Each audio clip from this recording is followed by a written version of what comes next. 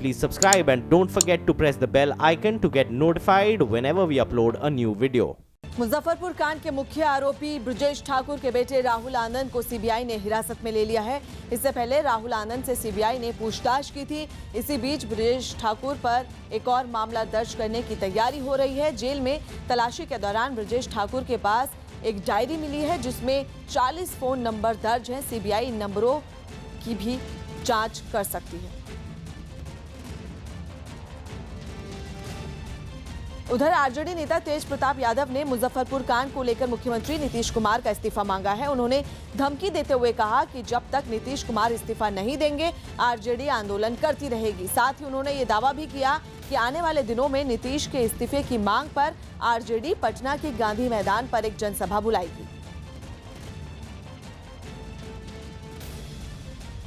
अब इस्तीफा हमको कितना चाहिए? अब इस्तीफा को पलटू नाम का चाहिए। पूरा बिहार में हम आंदोलन करेंगे उनका इस्तीफा के, और वहीं गांधी मैदान से शुरुआत होगा। हम गांधी जी की मूर्ति के नीचे चुपचाप बैठेंगे, हम कुछ बोलेंगे नहीं।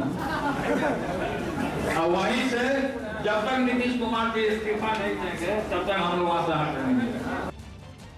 बिहार के मुजफ्फरपुर रेप कांड पर गरमाई सियासत थमने का नाम नहीं ले रही। इस शर्मनाक घटना के बहाने आरजेडी नेता तेजस्वी यादव ने मुख्यमंत्री नीतीश कुमार को कटघरे में खड़ा करते हुए 20 सवाल पूछे और जिसके जरिए उन्होंने सीएम और मुजफ्फरपुर रेप कांड के मुख्य आरोपी ब्रजेश ठाकुर के बीच करीबी रिश्ता होने का दावा कर दिया। नीतीश कुमार जी उसके घर बेटे के जन्मदिन पर उसके घर जाते हैं। तेजस्वी यादव यही नहीं रुके बल्कि उन्होंने सूचना और जनसंपर्क विभाग का कामकाज देख रहे नीतीश कुमार पर ब्रजेश ठाकुर के अखबार प्रातः कमल पर भी मेहरबान होने का आरोप जड़ दिया। नीतीश कुमार बताएं उन्हें ब्रजेश ठाकुर के अखबारों में विज्ञापन देने के बदले क्या मिलता था, कैसे मिलता था, क्यों मिलता था, कब मिलता था। आरजेडी नेता ने मुख्यमंत्री पर ब्रजेश ठाकुर समेत दूसरे आरोपियों को बचाने का भी आरोप लगाया।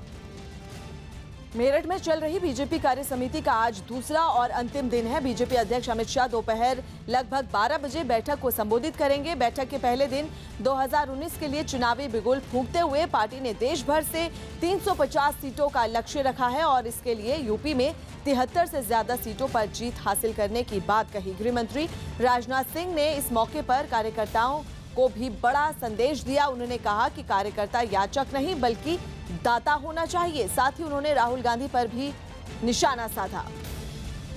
केंद्र और प्रदेश सरकार की योजनाओं को लेकर के हम सकारात्मक माहौल बनाने की दिशा में कार्य करना प्रारंभ करेंगे। मुझे लगता है कि आज जो लक्ष्य हम सबके सामने है, आदरणीय राष्ट्रीय अध्यक्ष ने जो तय किया है कि 73+ उत्तर प्रदेश से 2019 में होना है, मुझे लगता है 73+ के उस लक्ष्य को प्राप्त करने में हम सब मिलकर के उस लक्ष्य को प्राप्त करने में अपना योगदान देंगे। कांग्रेस के अध्यक्ष ने क्या करिश्माई काम कर दिया, क्या करिश्माई काम कर दिया। मुझे कहा नहीं गया, बेचैन थे।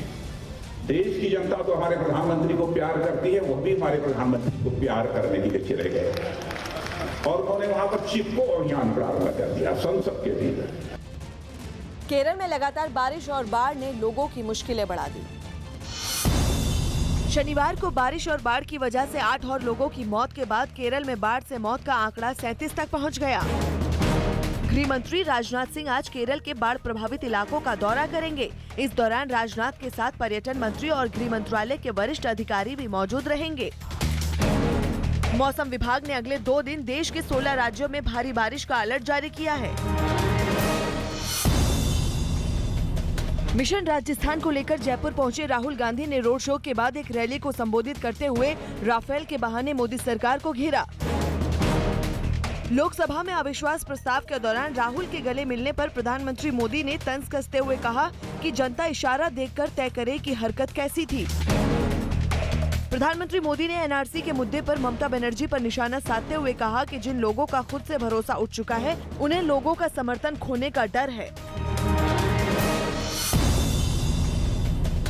बीजेपी नेता विनय कटियार ने राम मंदिर पर विवादित बयान देते हुए दावा किया कि ताकत के दम पर हिंदू समाज राम मंदिर बना लेंगे। राजस्थान कांग्रेस में गुटबाजी खत्म करने का संदेश देने के लिए राहुल गांधी के सामने मंच पर अशोक गहलोत और सचिन पायलट गले मिले। बीजेपी अध्यक्ष अमित शाह ने ममता बनर्जी पर बांग्लादेशी घुसपैठियों को वोट बैंक के लिए बचाने का आरोप लगाते हुए कहा कि एनआरसी किसी भी हालत में नहीं रुकेगा। जयपुर में कांग्रेस के कार्यकर्ताओं ने वहां पहुंचे कांग्रेस के राष्ट्रीय अध्यक्ष राहुल गांधी का फूल डालकर गर्मजोशी से स्वागत किया। राहुल गांधी वहां पहुंचकर एक बस में सवार हुए और 13 किलोमीटर लंबा रोड शो किया, जिसमें सैकड़ों की संख्या में कांग्रेस के कार्यकर्ता हाथ में पार्टी का झंडा लेकर शामिल हुए। इस दौरान रोड शो में शामिल कार्यकर्ता राहुल गांधी के समर्थन में नारे लगाते रहे।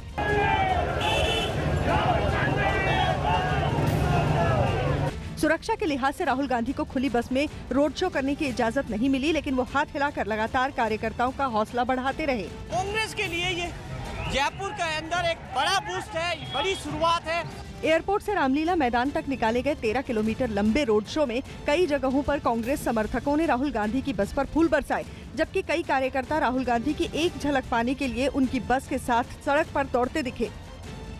जिसके बाद राहुल गांधी का रोड शो रामलीला मैदान पहुंचकर खत्म हुआ, जहां उन्होंने एक सभा को संबोधित करते हुए वसुंधरा के गढ़ में कांग्रेस के चुनावी अभियान की शुरुआत की और इसी बहाने प्रधानमंत्री नरेंद्र मोदी पर निशाना साधा। और सभा को संबोधित करते हुए राहुल गांधी ने सबसे पहले राफेल सौदे को लेकर प्रधानमंत्री नरेंद्र मोदी पर सीधा हमला बोला।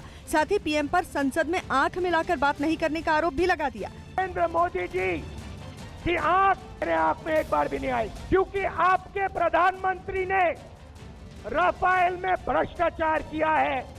राहुल गांधी इतने पर ही नहीं रुके और महिला सुरक्षा समेत किसानों की आत्महत्या जैसे कई मुद्दों पर केंद्र सरकार को घेरा, तो वहीं प्रधानमंत्री पर किसानों के कर्ज माफी के मुद्दे पर चुप्पी साध लेने का आरोप लगाया। किसान रोता है, चिल्लाता है, मरता है और प्रधानमंत्री के मुंह से एक शब्द नहीं निकलता है। राहुल गांधी ने अपने संबोधन में जीएसटी की नीतियों को भी गलत बताया और कांग्रेस की सरकार बनने पर जीएसटी में बदलाव करके महंगाई कम करने का वादा कर दिया।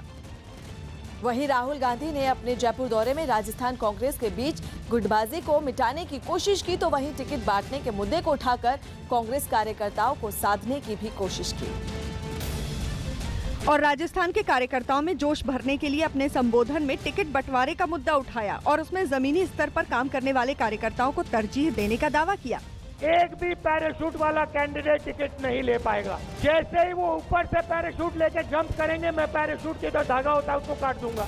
अपना संबोधन खत्म करने के बाद राहुल गांधी ने अचानक ही उनके अगल बगल खड़े सचिन पायलट और अशोक गहलोत को आपस में गले मिलवा दिया और इस इशारे के जरिए दोनों को चुनाव के दौरान साथ मिलकर पार्टी के लिए काम करने का संदेश भी दे दिया। राजस्थान में 2013 में विधानसभा चुनाव में कांग्रेस को 200 में से महज 21 सीटें मिली थी, जबकि जयपुर शहर की एक भी विधानसभा सीट जीतने में कांग्रेस कामयाब नहीं हो सकी। लेकिन 3 महीने पहले ही हुए उपचुनाव में बीजेपी को करारी हार मिलने के बाद कांग्रेस को आने वाले विधानसभा चुनाव में जीत की उम्मीद बंध गई, जिसके लिए कांग्रेस हर तरह से आने वाले चुनाव में जीत हासिल करने की कोशिश में जुट गई है, जिसमें पार्टी हिंदुओं को लेकर अपनी छवि सुधारने की भी कोशिश कर रही है।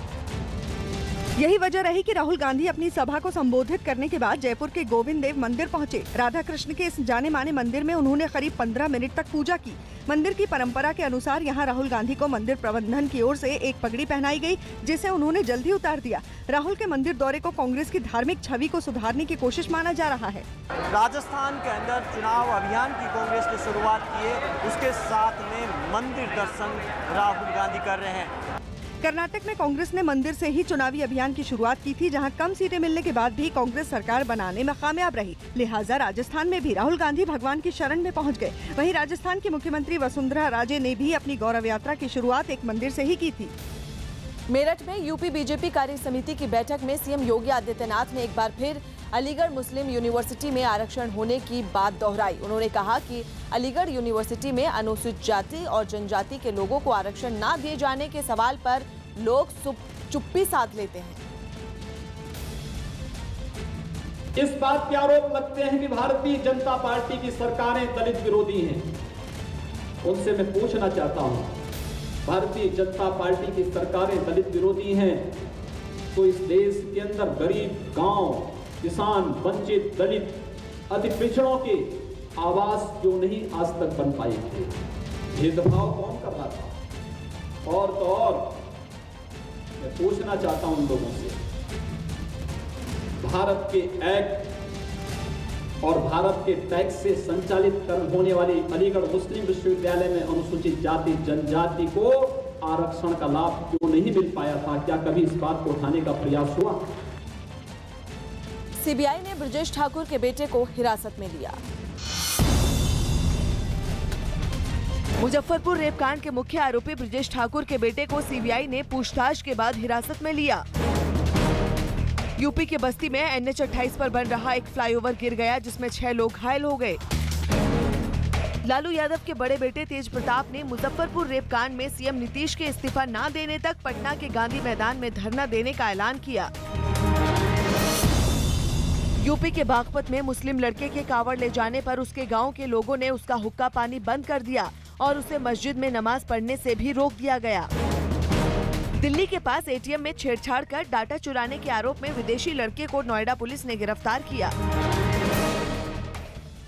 दिल्ली के शालीमार बाग इलाके में एलिवेटेड रोड पर पलटी एक कार को कुछ लोग मिलकर सीधा करने लगे। आरोप है कि वहां एक बेकाबू ट्रक ने 10 से 15 गाड़ियों को टक्कर मार दी, जिसकी चपेट में आई कार भी सड़क पर टूटी फूटी हालत में दिखी। वहीं एक कार बस और ट्रक के बीच में फंसी दिखी, जिसमें सवार लोगों को घायल हालत में निकाला गया। टेंशन नहीं भैया, तुम बच गए हो, सबसे बढ़िया। इस हादसे का शिकार कई बाइक और स्कूटर भी हुई, जिनमें सवार लोग घायल हो गए। ट्रक वाले पीछे से रोनता हुआ रहा, पता नहीं क्या था क्या नहीं, सारी गाड़ियों को लपेट में ले लिया इसने।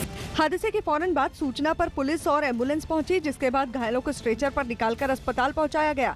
राहत की बात ये रही कि इस हादसे में किसी की जान नहीं गई, लेकिन 3 से 4 लोगों की हालत गंभीर बताई गई। मेरा जहाँ तक ख्याल है कि ट्रक का ड्राइवर सो गया, वो चलाते चलाते सो गया। इस दौरान सड़क पर कई किलोमीटर लंबा जैम लग गया, जिसे घंटों की मेहनत के बाद खुलवाया जा सका।